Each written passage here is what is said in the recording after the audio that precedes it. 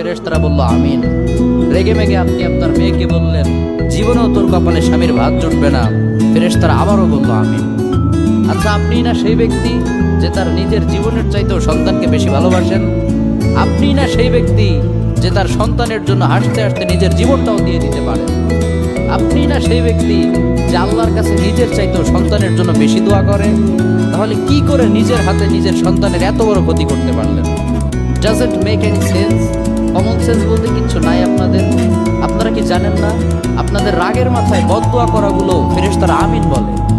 দাওয়াতুল ওয়ালিদ আলা ওয়ালাদি, বাবা মা তার সন্তানের জন্য যেই দোয়া করে সেটা ভালো হোক কিংবা বদদোয়া হোক, আল্লাহ সেটাই কবুল করে নেয়। এজন্য খবরদার, নেভার কার্স ইউর চিলড্রেন। রাগের মাথায় কখনো সন্তানকে অভিশাপ করবেন না। খুব বেশি রাগ উঠে গেলে তার জন্য উল্টা ভালো দোয়া করেন। কাবা শরীফের একজন ইমাম আছে, ইমাম আল কালবানি, তার মায়ের যখন প্রচন্ড